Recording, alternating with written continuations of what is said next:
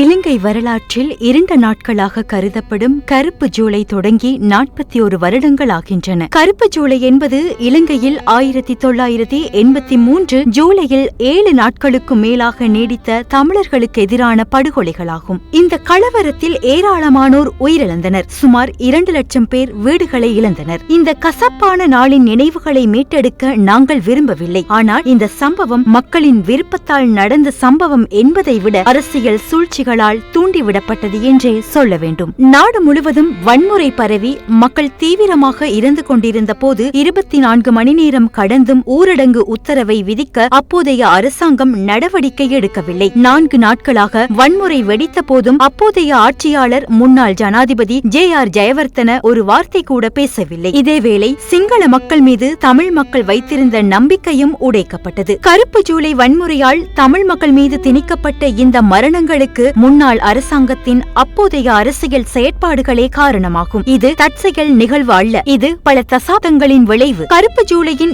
2 நிகழ்வுகள் பற்றிய விசாரணையானது சிங்களவர்கள் குற்றவாளிகள் என்பதையும் தமிழர்கள் பாதிக்கப்பட்டவர்கள் என்பதையும் தெளிவாக காட்டுகிறது. ஆனால் தமிழ் சமூகத்திற்கு எதிரான சிங்கள கிளர்ச்சி அனைத்து சிங்கள மக்களாலும் முன்னெடுக்கப்படவில்லை. இதன் காரணமாக தமிழர்களுக்கு எதிரான வன்முறைகளை பரப்புவதில் விரும்பாத பங்கு கொள்ளாத பெரும்பான்மையினவரும் இருந்ததை நாம் மறந்துவிடக்கூடாது.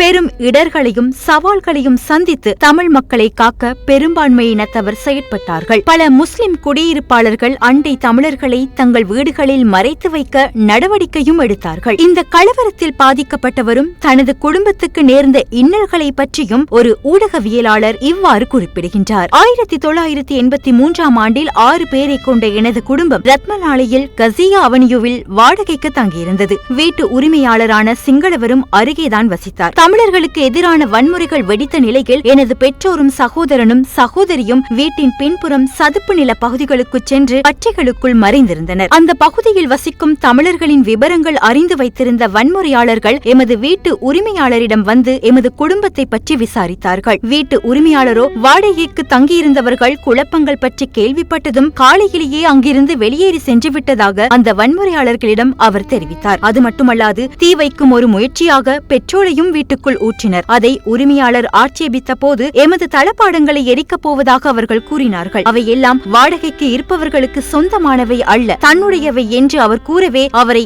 எச்சரித்துவிட்டு வன்முறையாளர்கள் அங்கிருந்து சென்று விட்டனர். இவ்வாறு இந்த கலவரங்களின் போது பல தமிழர்களின் வாழ்க்கையை காப்பாற்றிய சிங்களவர்களும் முஸ்லிம்களும் இன்றும் உள்ளனர். அதேபோல நாம் கேள்விப்படாத பல சம்பவங்களும் உண்டு. எனவே இந்த காலகட்டத்தில் மத நல்லிணக்கத்தை நிலைநாட்டும் பல சம்பவங்களை நாம் கேள்விப்பட்டிருக்கின்றோம். எப்பொழுதும் போல நாட்டின் ஆட்சியாளர்கள் இனங்களுக்கிடையில் மோதலை உருவாக்க விரும்பினர். இதுபோன்ற பல சம்பவங்களில் இருந்து பாடம் கற்றுக்கொண்ட நாம் தொடர்ந்து ஏமாந்து கொண்டே இருப்போம் என்று ஆட்சியாளர்கள் நினைத்தால் அது வெறும் ஆசைதான். இலங்கையில் இனங்கள் அனைத்தும் ஒற்றுமையாக வாழ வேண்டும் என்ற எண்ணம் ஆட்சியாளர்களுக்கு இருக்குமானால் மக்கள் அனைவரையும் ஒற்றுமையாக வாழவிட வேண்டும். இல்லையே தமிழர்கள் மட்டுமல்ல சிங்களவர்களும் மறக்க நினைக்கின்ற கரை படிந்த கருப்பு ஜூலை மீண்டும் மீண்டும் நினைவுகளில் தவழ்ந்து கொண்டேதான் இருக்கும்.